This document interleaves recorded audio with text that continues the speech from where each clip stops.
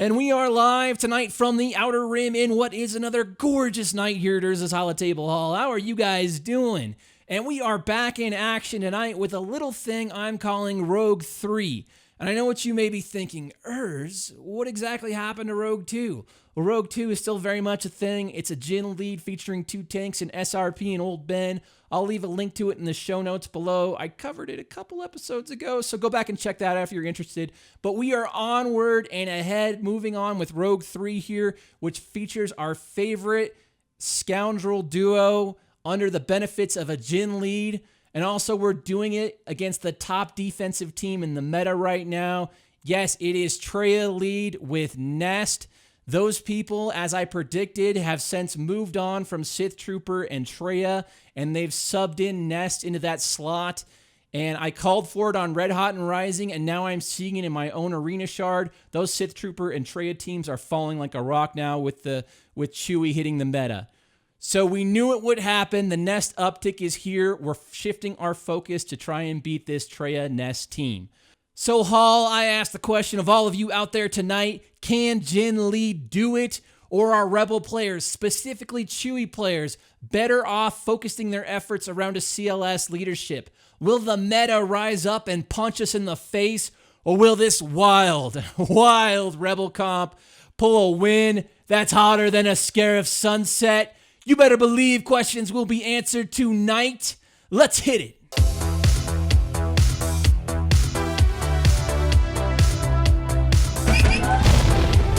Before we get started here, guys, just a gentle reminder to go ahead and hit that like and subscribe button down below. If you enjoy my content and want to keep the neon lit over at Urza's Holotable Hall, do hit that like and subscribe button. With that being said, Rogue 3, obviously for offensive purposes only here, guys, and you'll immediately notice the inclusion of both Ahsoka and Cassian. Got a little bit of a combo here with the Zeta on groundwork on Big Cass, starting the match off with just a ton of buffs already on the board. And naturally, this is going to be the fuel for a massive world win from Fulcrum Ahsoka very early on in the match.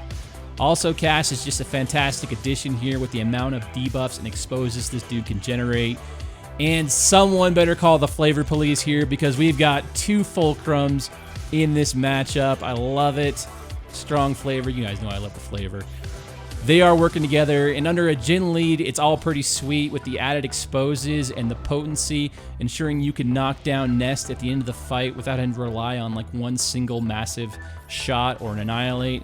And I'd love to mention her revive on Jin, the ability being surrounded by a full suite of rebels here. It did come up in my play testing, so you guys will see that. I think it's in the 3rd or 4th fight. So typical open with this team is a pretty standard anti-Sith fight. Knock down Thrawn first, shift to Scion, and then Traya.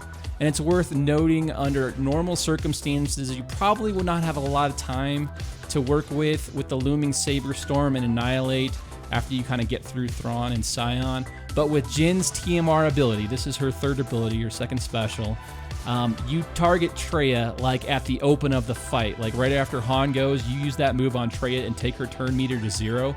This is going to give you enough time to really catch up and make sure that you're going to have enough time to basically get everybody down. So if Traya does dodge that opening move, it's probably GG at that point. That is one kind of caveat here I should call out. You're going to be in for one hell of a fight then. Another interesting thing to call out here is Ahsoka being able to keep herself kind of squeaky clean from debuffs. That's just fantastic in this fight.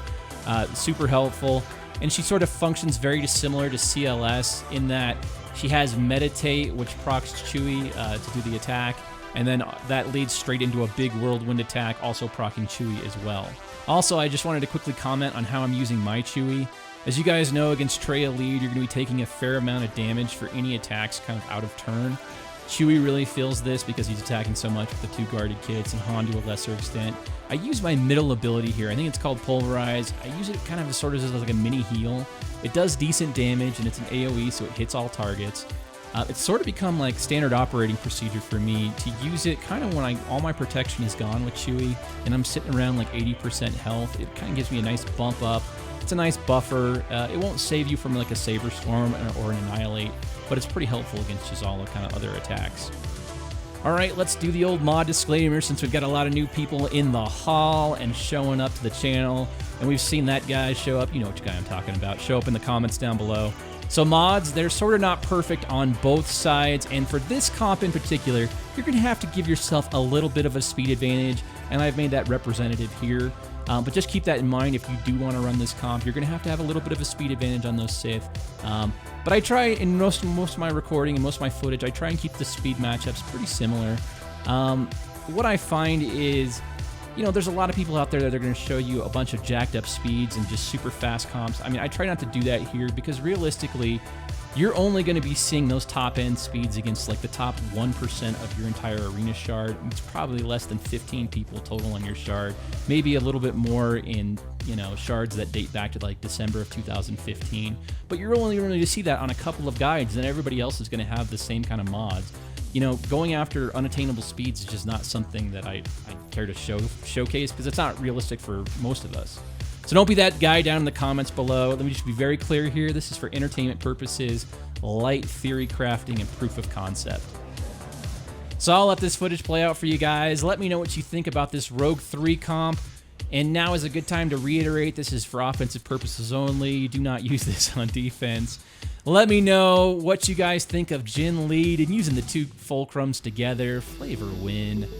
Lastly, a couple more birthday shout-outs here. Spoopy Time and my guildmate Katie. A few more October birthdays. I'm knocking them out as they come in, guys. So sorry if I'm a little early here. Hope you both have an amazing birthday. Be sure to swing on by the bar over at the hall. I set aside a nice shot of Bantha Blaster. You better believe this stuff will knock your socks off. It's what R2 served on the sail barge over at Jabba's. It's pink and green, and it's amazing.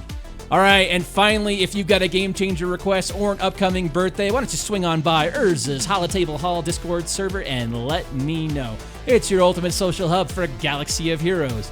It's dressed to impress, and the Twi'leks always drink free. Stop on by, say hi, ladies are welcome. The synthwave is always cranked, the neon is always lit, and the holotables, baby, the holotables are hot. Red hot.